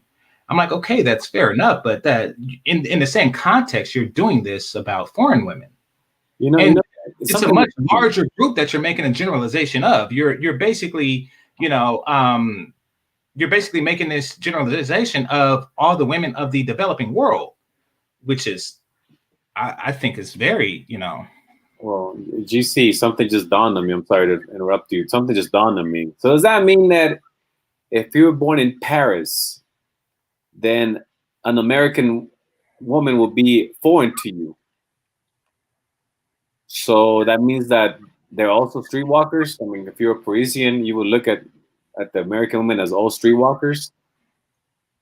Well, I mean, their attacks are generally at the developing world, countries that didn't participate in World War II. That's how I think the technical definition of third world is. But then that's when we go back to the being able to go somewhere, because then when you look at these places, you see that again, 100% of it is not that way, and there are some cities in our beloved United States that are worse, that are horrible, undesirable. So that really, you get into some, some real like stupid definition, and you're splitting hairs. Yeah, and I don't understand this hyper focus on money from the ones who back to the comment you made, to the ones who say it. A woman's money is not really an attraction trait for me at all. And just because a woman is poor, it doesn't mean that she is a prostitute by any stretch of the imagination. The woman without a stove wasn't a prostitute, and she had a much stronger sense of family than most American women that I've met ever, and I think that that's like one of the key things. Like a lot of people in other places, if they are poor, they still have a strong connection and a stronger sense of family than those in the West. And even if they're wealthy, they still have that same stronger sense of family that they have here. And this isn't something that I'm talking about with women I'm just sleeping with. This is just something I noticed with the guys and the women too. Like, this is just like how they live. I think that we have a hyper focus on money, that, a person is just downright better or worse depending on how much money they have. That's crazy. That's nuts. And I always go back to the people that are saying it, like these people that are speaking on it. It's like, what is your degree of expertise? And then when you really get down to it, it's like, you're just talking because you heard somebody say something, and then you're just repeating it over and over again, like the dirty feet. If you remember that one, that you're for foreigner. Yeah. Even if if you were born in any country besides the United States, you have dirty feet. There is no clean water.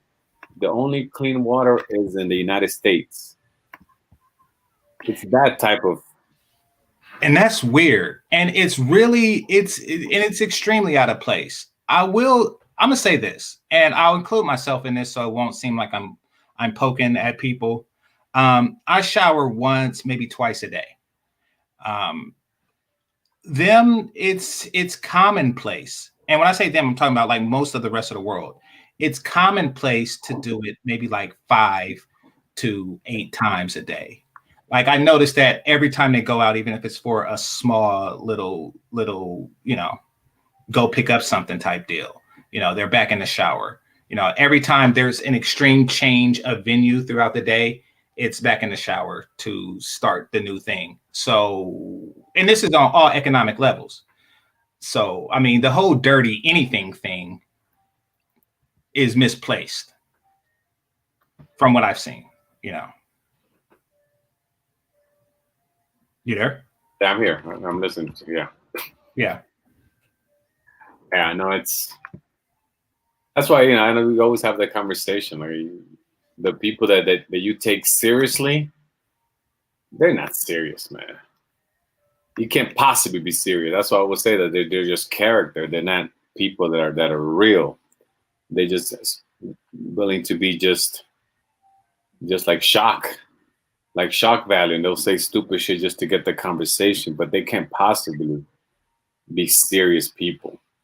Right. No way. If you see it, I mean, just see it. If the people that you speak of, if they're supposed to be, say, women experts or have to guide men on how to deal with women, and yet they don't associate pretty much with them or seem with them. And if they are, then you have to kind of ask, well, what kind of women will you be able to get me by listening to you?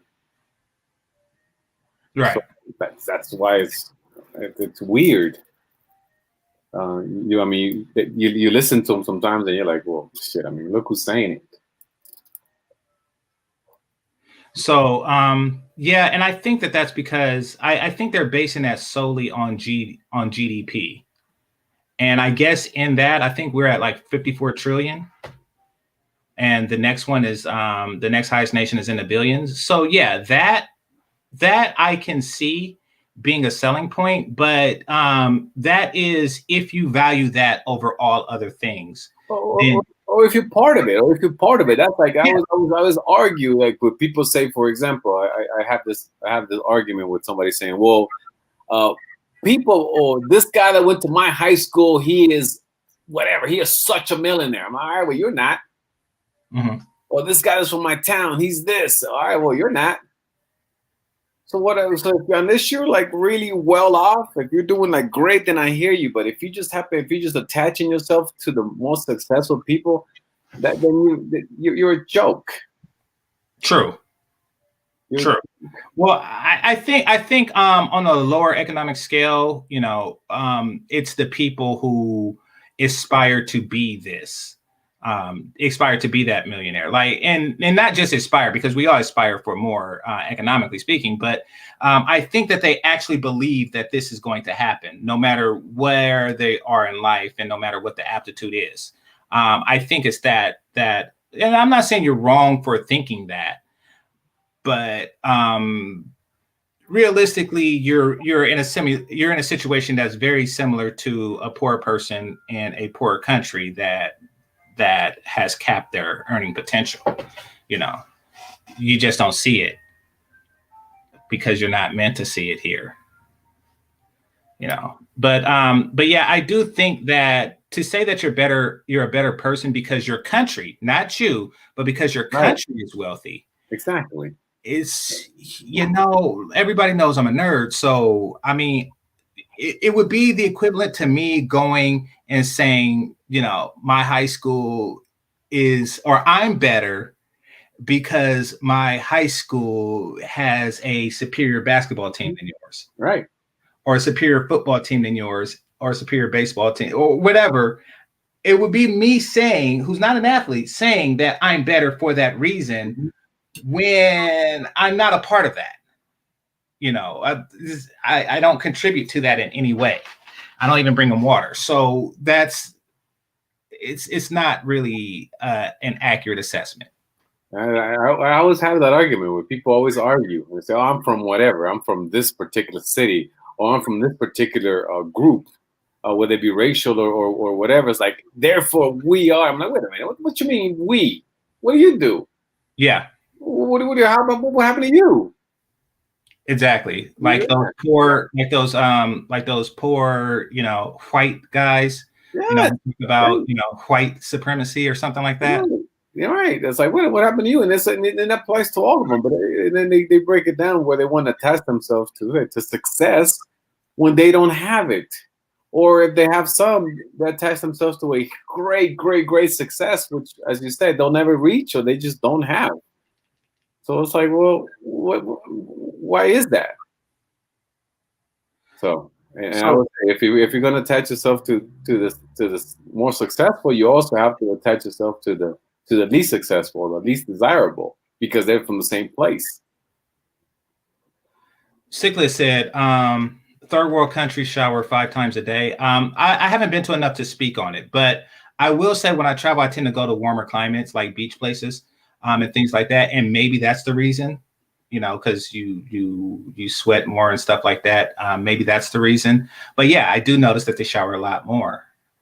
So yeah, I guess if you're on a beach, definitely when you're in a beach area, you definitely shower more because when you go out and You get the water, you get the shower, and you go out. Yeah, I guess, but yeah. Yeah, so maybe it's just my perception, and maybe like the people who are more inland just take 1 or 2 a day and things like that. But I mean, to make a suggestion that it's a dirty foot thing is completely off. Yeah, right? I do too. Yeah, that's I guess. But I guess if that particular place does not have shoe stores or shoes, then yeah, I guess. Yeah, it will make sense, and they don't have that will make sense. But I only take 2 a day, man. So I'm behind. Sorry, man, but I'm an American, so I don't count. Yeah. Yeah, me too. Yeah, so that's what it is. But yeah, but it is strange. It is strange. Well, it's strange that the dirty foot thing came into play. But I mean, but once again, it's kind of showing like a desperation to say anything, like to say anything to get you to not go. And no matter the country, that's what I'm saying. No matter the country, like if water, was just only flows through the aqueducts of America or the United States of America. Mm-hmm. That's when you look at people and you go, okay, whatever, man. I mean, whatever. Or same thing as saying, well, these women over here, they're a representation of every single woman is there. And every single woman is this way. That's like, okay, well, damn, all right. And then you've been there? No, I haven't, but I heard. Oh, okay, cool. Yeah, and that's why I was pointing out the thing, the video. Basically, they're saying that that these women in this beach in this tourist town represents, the plurality of the nation, the island nation, or half island nation, and we as Americans, and this isn't just like a black thing or a dating coach thing now that I'm talking about. We're being sold a bill of goods. And once again, I didn't come to this conclusion, but I've seen evidence of this even prior to the birth of some of these dating coaches. Like, I met like my first Ethiopian and went out with her in high school. And she was one of the most beautiful women. She was like, at least in the top 5, one of the most beautiful women that I've seen at that stage of my life. And probably even now, if I'm remembering her in detail. And I remember thinking like my impression of Ethiopians was this whole starving Marvin thing. Yeah. Yeah. The fly face kids. Right. And stuff like that. The emaciated children that you have to send money to help and stuff like that. Like, 35 cents will feed a cup of coffee a day. Yeah. Right. Yeah. So that was my impression. Like, and from that impression, and this is why I made this video, to avoid that.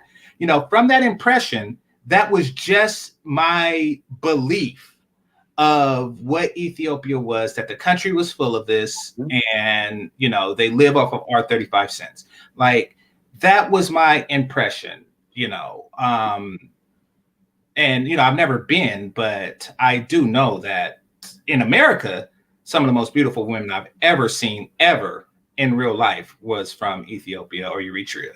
Like, and not by like a small margin, by like a huge margin. Like, I can't think of another region of the world where, it's like that. Yeah. So, there's that. But I'm just saying, so they put these images out and there's no counter. So it wasn't you that introduced me to Medellin. It was a guy that calls himself Chocolate Man here on YouTube. So you know what I'm talking about? No. I just find it funny as name. That's all. Well, in Thailand, that's what the people call him, because he's a darker skinned black man. Yeah, but anyway, he told me about Medellin, and you're right. And what he was saying was, you're probably thinking about cartels and stuff like that. And I was like, yeah, that's really the only thing that America has told me about Medellin. Right. Think about the person whose name that you don't mention in that country. You think about that person, and if you get there, they'll harvest your organs because they make these, what are those movies called? Hostel. They make those Hostel movies and stuff, that if you go there, they'll harvest your organs and all kind of crap. When you think about what the American media puts out about when you travel anywhere, even the guy who went to France and his daughter was sold, what's that? I got a special skills. They just fill your head with all this garbage. They fill your head with all this garbage. And it wasn't until the invention of the internet that people actually started listening to regular people who has traveled there and come to their own conclusion. You're right. And, their own conclusion is it's a great place to visit. And for you, a great place to live, Medellin. Pablo, or excuse me, the man whose name that you don't mention in that country is gone. And though there are still maybe problems there, it is not what is projected to you through American media. Neither is the Dirty Foot thing. So it's not just these few guys on YouTube. There is a vested reason that Americans are discouraged from travel. Yeah. And here, I'll put it out there. I'm gonna put it out there. Right quick. And this isn't why the dating coaches are doing it. Their intentions are obvious. But this is why America proper does it. They don't want to waste money. Believe it or not, every American citizen costs the American government money. And I'm not just talking about welfare recipients. I'm talking about anybody who goes to public school. I'm talking about, well, let's just start there. They pay like $70K a year per student for a public school education. That's K through 12. Some people go to junior colleges, and some people go to state universities. Some people go through the UC system, even though they're paying a little less. But very few people actually go to private universities that are very, very, very, very, very expensive. Mm-hmm. So you're costing this person, you're costing the government money. They paid money for you. All the way up until you're completely an adult and completely self-sufficient. And what they're hoping is that you pay that money back in taxes. That's the plan. You pay that money back in taxes, you join the military, you contribute that way, but you contribute to this country because they paid with hopes that you contribute. And I get that and I respect that. So a person expatting isn't doing that. And they're losing money. So they're going to discourage it, because and I don't blame them. They're going to discourage it. They're going to be like, hey, wait a minute. I paid for your free lunches, K through 12, and the teachers and all this. I paid to police you, protect you, keep you safe, keep your roads paved. I paid for all this, and now when it's coming to pay me back, you're just going to leave. Yeah, I get why they want to keep you here. I get that. Whether it's in your best interest or not, I get that it's in the nation's best interest to keep its citizens here. No shade on that. But just know that some of the stuff that you see, they're doing that with that in mind. Yeah, that's a good way to look at it. Definitely, there's a lot to that. Yeah, there's a lot to it. You're right, because we are cost for sure. Yeah, I mean, well, take you for example. You left very young, and I don't know if you went to public school or not, but in the beginning, of course, in the beginning until until university. So right. you cost you costed them money, and they're like, okay, he's I'm assuming, well, obviously a well-to-do guy.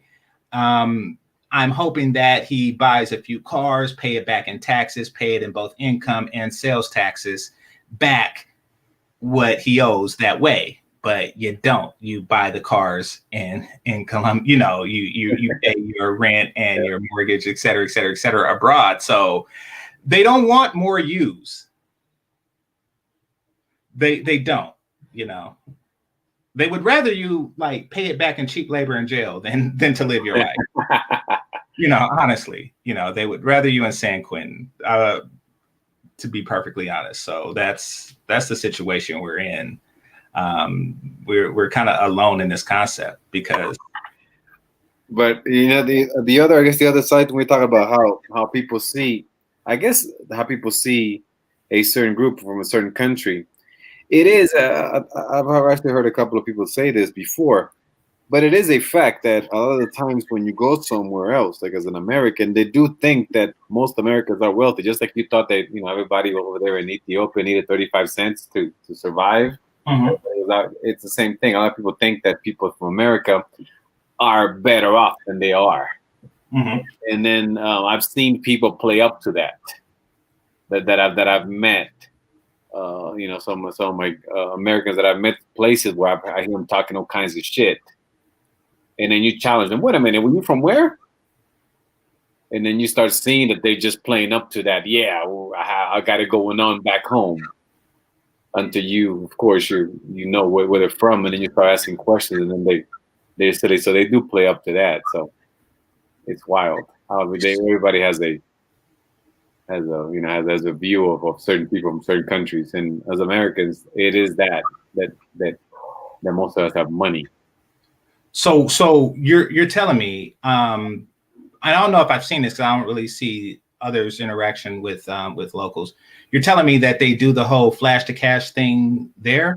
Yeah. I've seen them, or everybody's just just like kind of all these avatars are like all 6-figure people, and they're very successful, and they'll have multiple streams of income. It's the same thing. Or these women are all fit and have all these marriage proposals, and they're in shape and they're beautiful. It's the same thing. They're saying that. Oh yeah, man, back home I have this, I have that, I'm there, I'm his, I'm that, I'm this. I was like, really? And then they're like, people just take them, and until you start questioning them, where are you from? I'm from Los Angeles. Oh wow, that's Hollywood. Oh my God. But then they're like, wait a minute, which part of LA are you from again? That's when you get down to the weeds of it, and it happens. I've seen a lot of dudes play up that. I've had many of funny conversations, exposing dudes because they just say, oh yeah, I'm American. And, all right, cool. Well, where from? I'm from LA. Okay, well, we're about. And then that's when you start seeing that. I was like, well, okay, you're struggling. Like you're struggling too, bro. Now, I'm the opposite. And y'all know that because of the the things I tell you about the stories and stuff, and I'm very frugal. And I would prefer that you didn't think that I had money because I don't want you to hustle me more, Yep. And yeah, if I'm arguing with a cab driver off $4, it's like, and it's not because I need the $4 or, if it fell into a couch, I wouldn't miss it. But it's really a principle. So I do the exact opposite of that. And I'm hoping that it kind of takes them away from that, like, the gringo price. That's what they call it in the Latin countries. Yeah. I hate that. I hate that with a passion. I really do. I understand a little bit markup, but they really try to just screw you with that. The gringo price, I described it to shout out to Mr. Fantastic. I described it as depending on the pig. They ask for the price depending on the pig, depending who's in front of them. Exactly. So why be that dude? That's exactly my point. So knowing that, why be that dude? Because I deliberately paint myself as the opposite to save money, and I just don't like being hustled. So what do they think they have to gain? I mean, no matter what, you already make a reasonable amount to entice the women, I'm sure. What's the game? Do you ask them that? That's very odd. Well, I mean, I expose them, and then of course, they stop talking to me, or they just like kind of ignore me as a lot of people do in some of these spaces. They just ignore me, and it's like, hey man, so let me ask you something, bro, because like, oh, you're an American too, like, yeah, man. So you said that you work for who? You work for what? And where's that at? Why were you're in a certain movie? Which one? Which studios was that? And then they just, like I said, they just start folding. Or they fold. A lot of times I met this fool that said he actually played baseball at that. Oh, I did that. I was like, no shit, really, man. What team? Oh man, I played for the, he fucked up. I played for the Dodgers, and then I played for the Angels. Like, really, homie? No kidding. Who was your coach? It's like, oh shit. He was like, who's your coach? Oh, well, yeah. Like, all right, homie. Gotcha. Well, if Colombia is anything like the Dominican, baseball is like a staple of the culture. So, well, it wasn't here. Is not. I mean, unless you're in Cartagena or Barranquilla, but he was just trying to say that he was a an athlete. Of course, with athletes, then people know how much they get paid. So he was saying that he was a. I was like, he told me he played. I'm like, oh, really, homie? What year was that? Oh, no kidding. Who's your coach? Oh, man. He was like, wow. All right, homie. Gotcha. I will confess to doing that. In the Philippines, a bunch of kids said, Mr. Do you play basketball? And I said, yes, I do. Meaning that once a year, I may get into a game of basketball. Yeah, well, and in the Philippines, they love basketball. So that was, again, I'm sorry they didn't know that. Yeah, they didn't tell you, hey, man, let's go. We have a game coming up. Can you come help us? Yeah. Yes, no, I didn't say like I'm in the NBA or anything like that. I play for the Warriors. I didn't go there. But kids said, "Do you play basketball?" I was like, "Okay." They're like, "Oh, great. We need one more. We're short of men. Can you come in and you're shooting those jump shots? That would have been funny. He's dribbling. Hilarious. Yeah. Great. We need a guy. Yeah. But no, do I go up like I'm a professional Hollywood movie producer or something like no? Mm-hmm. Come on now. Yeah, you know what I'm talking about. Yeah, you know what I'm talking about. Yeah, like letting kids think that the black guy plays basketball is one thing, but just going around with your chest out like like I'm Steph Curry or something like that, then that's a whole nother man. You walk around with a sleeve and some goggles, just ready to get a game just in case, like that. You carry your sneakers on your shoulders. So fellas, like if you there and you have the urge to do that, I never tried it, but I would probably go against that, and that's because to me the gringo price is just enough to deter me from doing that. Yeah, Or you get caught and you look stupid because maybe there was somebody there that knows, as has been the case. That I've been in a lot of the situations where people start talking lip, and I'm like, wait a minute, and I'm there, and then they look dumb, and then whatever the hell they were trying to do, it didn't work. So now it's like they're lower than they were. So, like, would that even work on a Colombian chick? Like, what I'm saying is, would it make a Colombian woman who wasn't interested in you interested? Is the question. Kind of depends. I mean, it depends. But what we're saying is that if you again the thought that you have money is there because you're an American. Okay, that's there. You have that. Okay. Mm-hmm. So then by you saying, oh yeah, and I happen to be a professional ball player or a famous or an actor, then it's like it would not be too crazy for them to believe. You know what I'm saying? It would not be too crazy if they did American movies. I mean, for example, I used to come out in The Wire. Like I never seen the fucking Wire. I don't know what the fuck that was until I heard some of you guys like talk about it and they've shown, but I didn't know who the fuck The Wire was. I have no idea what that is. Mm-hmm. You said who it was. You know what I'm saying? I'm in a Wire. All right, well, okay, cool. I'm an actor, all right. So wouldn't be so crazy to do, so they play up on it like, okay, I'm an actor. Okay, well, so it's not so hard. So then, people are celebrity struck. And I get that. Yeah, and it wouldn't be such a far reach if you're in America and you happen to be in the movies, since the United States makes so many movies or TV shows. So I get that. That reminds me, I actually had a chick when I was 20 tell me that she was, and this was before the internet was real big, so there's really no way to prove it or not. Mm-hmm. She claimed that she was Miss Teen Los Angeles. Oh, you heard that before? No, well, I see where that was going. That's funny. Because you laughed before the thing. But yeah, she said Miss Teen. I was Miss Teen Los Angeles. I think she said 99 or something like that, I want to say. And I didn't have, because I'm in Northern Cali, for those of you who don't know, which is a long ways away. I just kind of like took her, she was pretty enough. I mean, I just kind of like took her word for it, you know, and it did make me more interested in her, right, to the point where, see, I'm be honest with you ladies that's listening. A lot of guys, we don't like talking to you. Like, I think most women, I really don't like talking to. But we're willing to do it because we want to hit it. But there's only so much. There's only so much. If you are more annoying than our desire to sleep with you, then it's just a wash and you'll get ghosted. That's just the way we work. And she was that annoying to where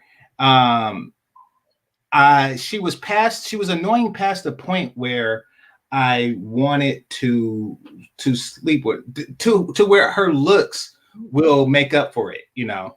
She was annoying past her looks. That's what it was. She was more annoying than she was sexy. However, the Teen Los Angeles thing got me a little bit more tolerance. Yeah. So she got a little bit more tolerance out of me as a result of that. Yeah, because then you'd be like, oh man, I wonder what it's like to. You can say, yeah, I mean, I bagged the Miss Teen. Yeah, so I can see the allure. Yeah, exactly. So yeah, it did higher my threshold of tolerance for her. Yeah. No, of course, but yeah, I mean, but well, then, you know, that's when you sometimes you find yourself at a club just nodding your head and not listening to what the hell they're saying. Yeah. Yeah. Yeah.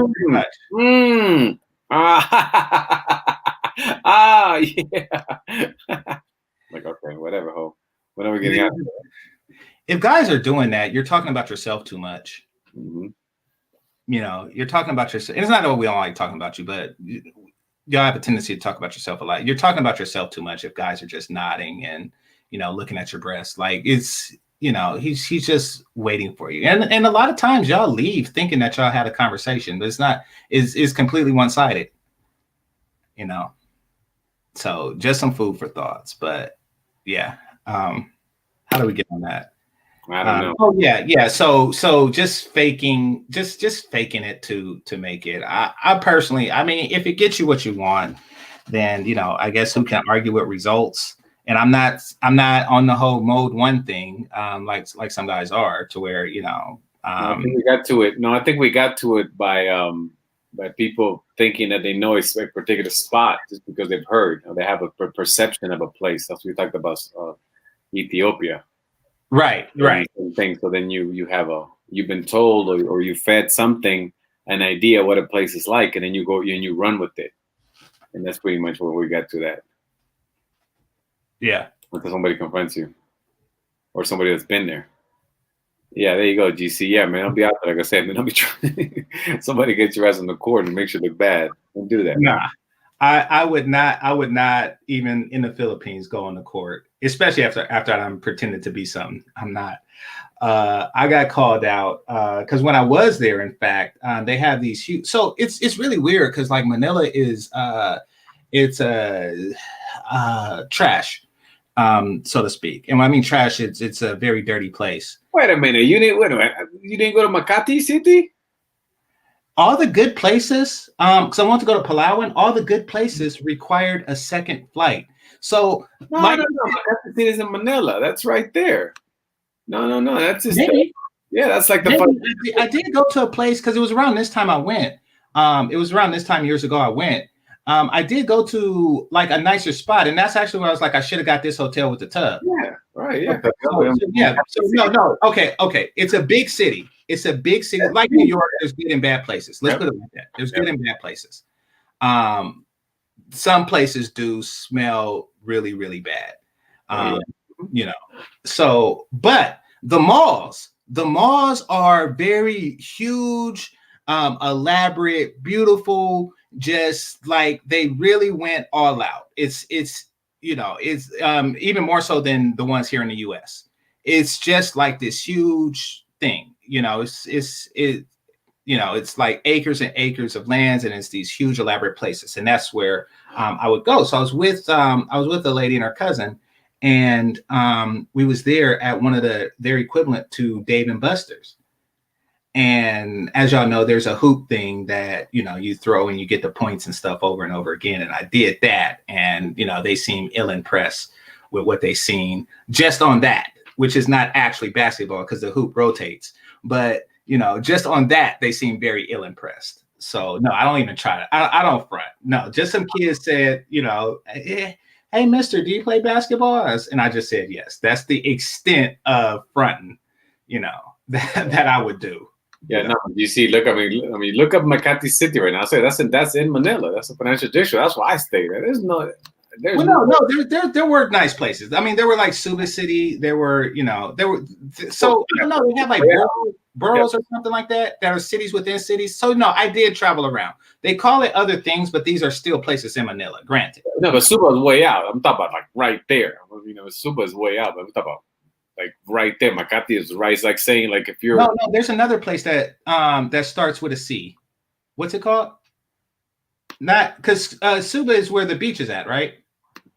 Well, no, there's another Suba where there was like an old I guess like a Navy. No, not that one. That was the other one. That's where the beach is at. So there's another one on there. So because in Manila there's is it Cuba? There's something like that. It starts with a C and ends with an A that I've also went to. No, there's nice places there. I gotta stop doing that. I gotta stop. So I gotta stop cheaping it. I really do.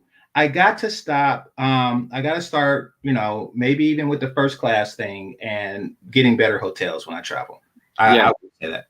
Yeah, man. I'm telling you, it makes it different. It makes it a whole difficult. I know. I mean, it's I said when you drive. Yeah, when you drive to places, you see what you're talking about. What.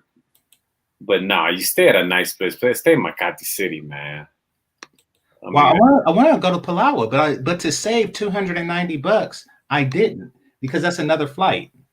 Yeah, that's nuts, man. Yeah, no, that's also like I would say if you're gonna look for a place, normally whenever you look for like a nice place from the city that's not necessarily touristy, look where the embassies are. Okay. Look where the embassies are because normally where the embassies are, they're nice places. There's nice neighborhoods. I mean, I've been to enough of them that it's cool area. So okay. Wherever the embassies are, that's normally nice, because obviously they have to have money, so they get these nice houses to be their embassy. So that's look for that. But yeah, but don't cheap it in the sense that because then you leave with a bad perception of the place. Mm-hmm. It's cool, like you were saying. I mean, a lot of people think the Philippines smell. I mean, yeah, of course, some places smell, but if you're Makati, like for 2-3 days, they'll just stink that all. You're looking at a nice, beautiful skyline the whole time from a rooftop. Okay, so I'm gonna spend the extra next time I go. Yeah, and it's not even that. Yes, it's not even that much. It's now that we have Airbnbs, even better. With Airbnb, because in those buildings, that you're gonna get a nice apartment all to yourself, where you can save yourself and whatever you're cooking and everything else. You don't have to get the whole room service. But yeah, man, you gotta better your experience and get the lounges, bro. The lounges make the whole difference in the world when you're at the airport, big time. Okay, so Cichlid said, I appreciate you. You say, come on, guys, Ethiopians are literally running for their lives on December 4th. Okay, so once again, okay, here's what I say about that. And I didn't even know of any conflicts or wars that they were having in Ethiopia. Yeah. And I guess I'll look into it. I do know about the one settled since Corona somewhat between French and English speaking Cameroonians. But, still, here's what I will say about stuff like that. It will always be painted in the absolute worst possible light when presented to us. Yeah. For example, whatever happened in Rwanda, whatever you want to call it, we all know what happened, but what you want to call it, when I met somebody at university, keep in mind that by this time it was relatively new, but it was long past in the sense that, I think it was maybe like, I don't know, 5 to 10 years after, but it was old news. It was old news. And, when she said that she's from Rwanda and she was attractive, when she said that she was from Rwanda, she was also married. But, all these images came into my brain, and I was like, dang, so things must be rough. She was like, yeah, things was rough, during the war. And, now it's not nearly as bad. It's still, a great place. I was thinking like, something in American media, they never called it a war. I want y'all to think about that really. Like every movie, every depiction of what happened there, they never call it a war. And I think that the reasoning behind that was to normalize it, to make it seem like that this was a regular part of the culture or the life there, like this is just standard violence or just a slightly more extreme, version of what goes on during peacetime there. But when she called it a war, it really just put it into perspective. Like, this isn't normal, just like war isn't like a normal part of any country's day-to-day activities. This is a outlying event for them. So try not to use our media as a lens into other countries' activities.